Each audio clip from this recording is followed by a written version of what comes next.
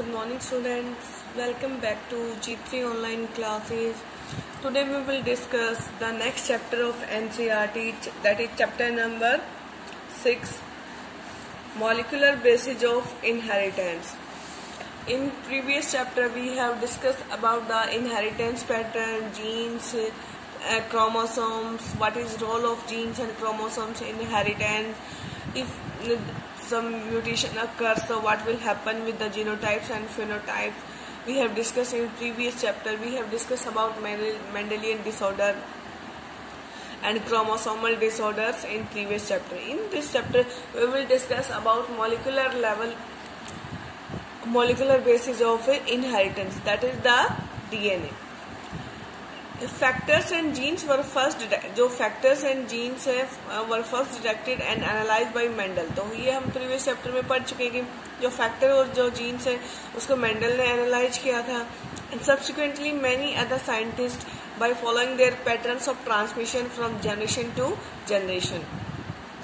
These studies, while greatly illustrating the nature of inheritance in living organism, providing no insight into the structure or molecular composition of factors. मतलब Mendel ने क्या किया था, ये तो बता दिया था कि there are some factors who are responsible for transmission of characters from one generation to next generation. लेकिन ये नहीं बताया कि वो है क्या, उसका नेचर कैसा है, कैसे वो ट्रांसमिट होता है. In 1926, the quest to determine the mechanism for genetic inheritance reached the molecular level. अब 1926 में क्या हुआ, हम जो बात कर रहे थे फैक्टर्स के बारे में, जीन्स के बारे में, उसके बारे में मॉलिक्यूलर लेवल, मतलब वो मॉलिक्यूल किस चीज का बना हुआ है, वो कौन सा मॉलिक्यूल है, क्या उसका नेचर है, उसके बारे में जानना स्टार्ट किया. अब बात करते हैं the nature of putative genetic material was investigated, culminating in the realization that DNA deoxyribonucleic acid. अब बात करते हैं कि इसी खोज ने क्या किया, ये बताया कि जो हमारी बॉडी के अंदर है, ये जो जेनेटिक मटेरियल है, दैट इज डीएनए. क्या है वो? डीएनए.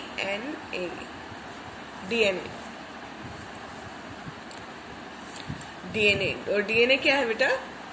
Genetic material. जो डीएनए की फुल फॉर्म है वो क्या है भाई? Deoxyribonucleic acid. At least for majority of, और जो मेजोरिटी ऑफ द ऑर्गेनिज्म में क्या रहेगा? जेनेटिक मटेरियल डीएनए रहेगा. This is the substance which control the inheritance of traits from one generation to next. और यही एक ऐसा मॉलिक्यूल है जो क्या करता है? ट्रांसमिशन को क्या करता है? कंट्रोल भी करता है from one generation to next. और ये क्या करता है भाई? To express its effects through the formation and functioning of traits. कैसे करेगा भाई? इनको फॉर्म करेगा, उसके बाद वो क्या करेंगे? फंक्शन करेंगे. जो न्यूक्लिक एसिड्स हैं वो 2 टाइप के भाई. Deoxyribonucleic acid, that is DNA, and RNA, that is ribonucleic acid. और ये जो आरएनए है, this is the genetic material present in viruses. तो जो आरएनए है वो जेनेटिक मटेरियल होता है, लेकिन किस में होता है भाई? वायरस के अंदर होता है. बाकी जितने भी और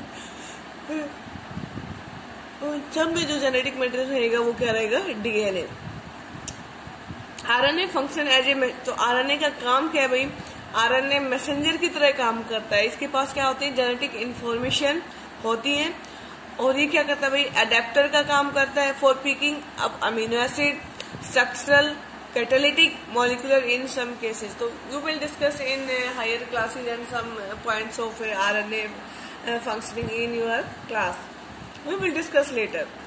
In this chapter we are going to discuss the structure of DNA. तो इस चैप्टर में हम डीएनए के बारे में पढ़ेंगे, कैसे इसको रेप्लिकेट करते हैं, मतलब इसकी कैसे कॉपी बनाते हैं, कैसे आरएनए बनता है, और आरएनए बनाने की प्रोसेस को क्या बोलते हैं? Transcription. The formation of RNA and making of RNA from DNA is called transcription. And the genetic code that determine the sequence of amino acid. और यही क्या करता है भाई? जो RNA होता है उसके अंदर क्या होता है? जेनेटिक कोड होता है. We will also discuss about genetic codes in this chapter. तो ये जो जेनेटिक कोड है क्या करता है भाई? डिटरमाइन करता है कि कौन सा अमीनो एसिड फॉर्म बनेगा और कौन सी पॉलीपेप्टाइड चेन बनेगी. तो अमीनो एसिड क्या होते हैं भाई? Amino acid are the monomer units of a proteins. You have studied in +1 class about the kind of monomer units present in DNA, RNA and proteins and RNA. अब बात करते हैं the process of formation of polypeptide or proteins from RNA is called translation. We will also discuss about translation process. अब बात करते हैं भाई DNA के बारे में. किसके बारे में? डीएनए जो मेन क्या है, हमारा हेड है, जो हर ऑर्गेनिज्म के अंदर क्या करता है भाई, मास्टर की तरह काम करता है, एक तरह से हेड मास्टर की तरह काम करता है, या you can see that at a principle की तरह काम करता है. तो डीएनए क्या होता है भाई? DNA is a long polymer of deoxyribo nucleotides. तो डीएनए क्या होता है? पॉलीमर होता है किसका भाई? डीऑक्सीराइबो न्यूक्लियोटाइड्स का. It is an acidic substance. ये क्या है भाई? एसिडिक सब्सटेंस है, प्रेजेंट इन न्यूक्लियस. और इसको फर्स्ट आइडेंटिफाई किया था भाई फ्रेडरिक माइस्टर ने. कब किया था? 1869. और उसने नाम दिया था न्यूक्लिन. उसके बाद जो अल्टमैन है उसने क्या बताया था कि भाई जो डीएनए होता है उसका नेचर कैसा होता है? एसिडिक होता है, इसलिए इसको क्या बोला जाता है? Nucleic acid. The length of DNA is usually defined as, भाई डीएनए की लेंथ किस पे डिपेंड करेगी? न्यूक्लियोटाइड पे डिपेंड करेगी. और pair of a nucleotides refer to as base pair. और जो पेयर ऑफ न्यूक्लियोटाइड उसको क्या बोलेंगे? Base pair present in. This is also in the characteristics of an organism. तो ये क्या भाई? ये कैरेक्टरिस्टिक्स है किसकी? ऑर्गेनिजम्स की. अब बात करते हैं जेनेटिक मटेरियल्स की. कुछ ऑर्गेनिजम्स हैं जिनके अंदर जो डीएनए है उसके बारे में बताया गया कि उसकी लेंथ कैसी होती है, उसका नेचर कैसा होता है. देखिए भाई, फर्स्ट ऑर्गेनिज्म है 5174 बैक्टीरियोफेज. इसका नाम है बेटा बैक्टीरियोफेज. इसके अंदर क्या होता है भाई? सिंगल स्ट्रैंडेड डीएनए होता है. कैसा होता है? और ये कैसा होता है भाई? लीनियर फॉर्म में होता है. और इसमें जो बेस पेयर है वो कितने होंगे भाई? 5386 बेस पेयर मिलेंगे. लैम्डा फेज में कितने मिलेंगे भाई? इसमें डबल स्ट्रैंडेड डीएनए होता है जो कैसा है भाई? लीनियर है. और इसमें जो है वो कितने भाई? 48,502 बेस पेयर. अब देखो, इसमें डबल स्टैंडर्ड है तो हमने क्या कर दिया? Base pair. अगर सिंगल स्टैंडर्ड है तो हम क्या लिखेंगे भाई? ओनली खाली बेसिस. ई कोलाई है एस्चेरिचिया कोलाई. इसमें कैसा रहेगा? Double standard DNA circular. और इसमें क्या रहेंगे भाई? आपके 4.6 × 10⁶ बेस पेयर. ह्यूमन जीनोम बात करते हैं हमारे, तो हमारे अंदर कैसा डीएनए भाई? डबल स्टैंडर्ड लीनियर है. और हमारे अंदर जो बेस पेयर हो कितना रहेगा? 3 × 3 × 10⁹ बेस पेयर. ये आपको याद करना है क्योंकि हमारे अंदर कितना डीएनए होता है भाई? ह्यूमन जीनोम के अंदर 3.0 × 10⁹ बेस पेयर. अब बात करेंगे स्ट्रक्चर ऑफ पॉलीन्यूक्लियोटाइड चेन. तो जो डीएनए है भाई उसके अंदर 3 कंपोनेंट्स होते हैं, नाइट्रोजनस बेस, पेंटोज शुगर. और ये जो पेंटोज शुगर है कैसी होती है भाई? Deoxyribose and A phosphate group. अब बात करते हैं जो ये आपकी बात करेंगे जो नाइट्रोजनस बेस है, ये 2 होते हैं भाई. 2 टाइप्स के होते हैं, प्यूरिन और पायरिमिडिन. जो प्यूरिन होते हैं वो 9 मेम्ब्रेन डबल रिंग स्ट्रक्चर है. प्यूरिन कैसे होता है भाई? डबल रिंग स्ट्रक्चर होते हैं. और इसमें जो नाइट्रोजन होता है वो 1st, 3rd, 7th, 9th position पे होता है. और इसमें एग्जांपल है भाई एडेनिन एंड ग्वानिन. नेक्स्ट है पायरिमिडिन. ये पायरिमिडिन 3 होते हैं, हेट्रोसाइक्लिक कंपाउंड है, ये भी 6 मेंबर है. और ये भी कैसे है? Ring structure. लेकिन इसमें जो नाइट्रोजन रहेगा वो 2 पोजीशन पे रहेगा, 1st एंड 3rd पोजीशन पे. और इसमें है भाई साइटोसिन, थायमिन एंड यूरेसिल. तो साइटोसाइन कॉमन है, डीएनए में भी मिलेगा आपको, आरएनए में भी मिलेगा.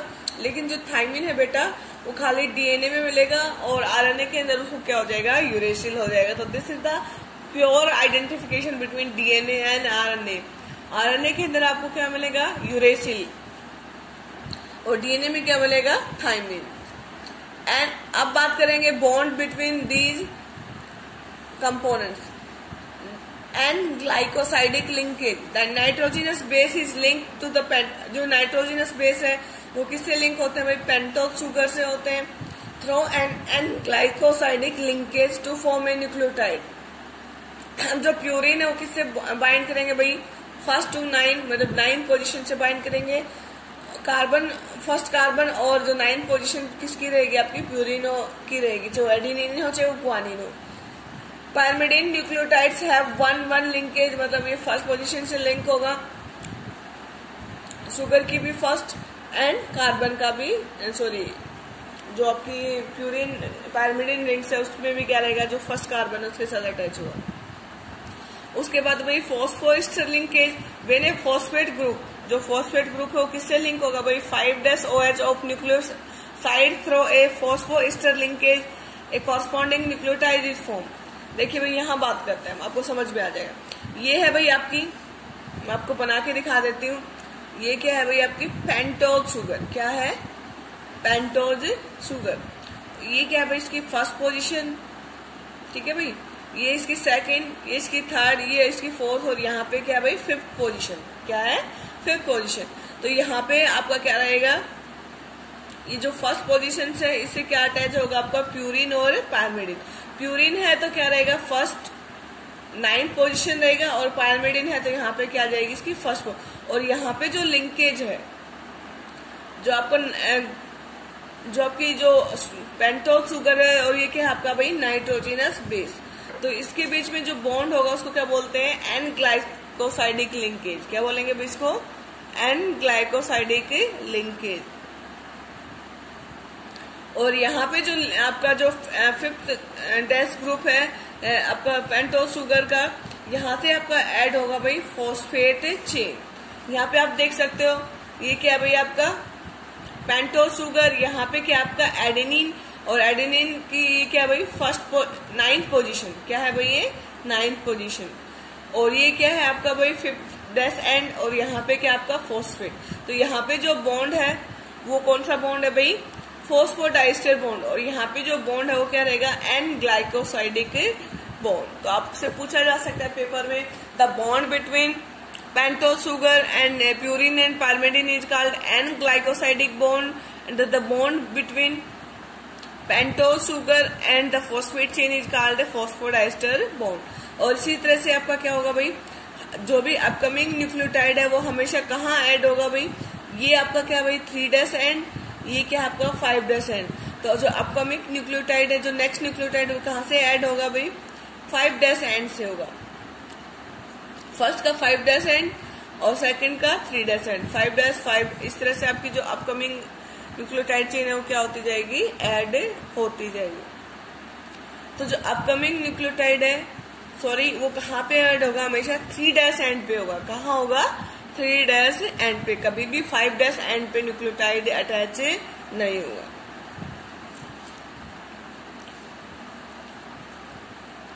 अब बात करते हैं types of nucleoside in DNA, types of nucleotides in DNA. देखिए भाई डीऑक्सी एडिनोसाइन, इसमें क्या रहेगा डीऑक्सी एडिनोसाइन, यहाँ पे क्या रहेगा एडेनिन है और ये क्या है भाई आपकी शुगर है।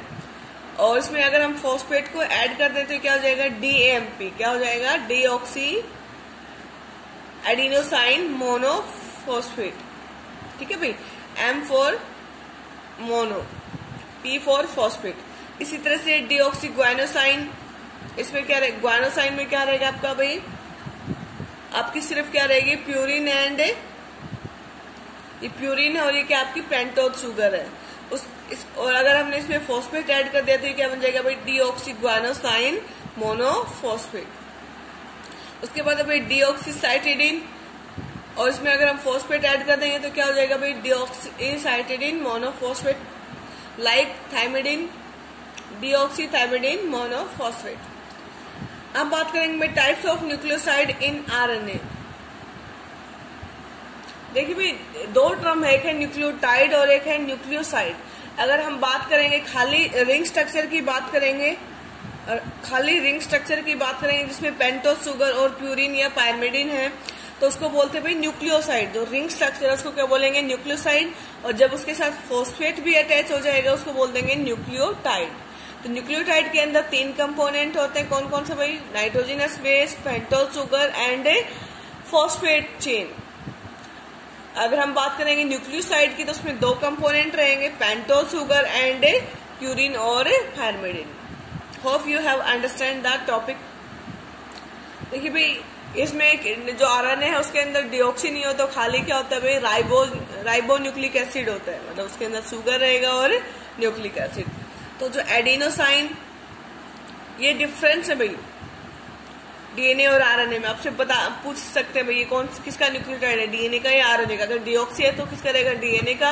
अगर आपका क्या खाली क्या है, एडिनोसाइन है, तो किसका है भाई, आरएनए का। तो एडिनोसाइन, ग्वानोसाइन, साइटिडिन, यूरिडिन। देखो भाई, ये हमने पहले भी डिस्कस किया था कि जो डीएनए है उसमें क्या मिलेगा आपका, थायमिडिन, और आपका आरएनए में क्या मिलेगा, यूरिडिन। जब फॉस्फेट अटैच हो जाएंगे तो ये क्या हो जाएंगे भाई, uridine monophosphate, cytidine monophosphate, guanosine monophosphate, adenosine monophosphate.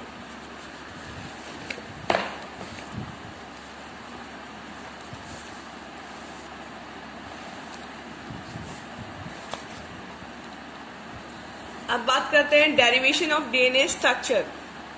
देखिए भाई कैसे डीएनए की स्ट्रक्चर को डिराइव किया गया, तो उसके लिए एक टेक्निक है भाई X ray crystallography. X ray crystallography. Second है भाई चारगाफ रूल। फर्स्ट डिस्कस करते हैं भाई एक्सरे क्रिस्टलोग्राफी। तो इसमें क्या भाई, मॉरिस विल्किंस एंड रोसलिंड फ्रैंकलिन, ये दो साइंटिस्ट हैं। इन्होंने क्या किया था भाई, डीएनए की स्ट्रक्चर पे काम किया था। Obtain very fine X ray diffraction picture of DNA. X ray तो आपने देखा होगा भाई, बोन्स का एक्सरे करवाते हैं हम, तो उसी तरह से डीएनए का क्या किया गया, एक्सरे किया गया, और उस तरह से डीएनए की स्ट्रक्चर को क्या किया गया, आइडेंटिफाई किया गया। It was suggested that the structure of DNA was sort of helix. तो क्या भाई वो एक हेलिकल फॉर्म में, किस फॉर्म में है, हेलिक्स फॉर्म में।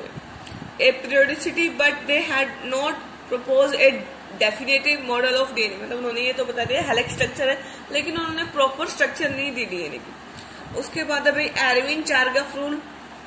चारगाफ along his colleagues perform based composition study and put forward certain generalisation for double stranded DNA. Carl Chargaff rule. भाई चारगाफ ने अपने कलीग्स के साथ काम करके बताया कि जो डीएनए है उसके अंदर कंपोनेंट्स क्या है और वो कैसे अटैच है। भाई प्यूरिन है और पायरिमिडिन है, दोनों इक्वल अमाउंट में होंगे, क्योंकि जो प्यूरिन है वो हमेशा किसके साथ बॉन्ड बनाता है, पायरिमिडिन के साथ। जैसे आपका जो प्यूरिन है वो क्या भाई, एडेनिन और ग्वानिन, और पायरिमिडिन क्या रहेगा भाई, थाइमिन एंड साइटोसाइन। भाई ये बात करें हम डबल स्ट्रैंडेड डीएनए की, तो जो डबल स्ट्रैंडेड डीएनए है उसमें प्यूरिन और पायरिमिडिन क्या रहेंगे, इक्वल अमाउंट में रहेंगे। तो इसमें एक फॉर्मूला बनता है भाई, A+G अपॉन में T+C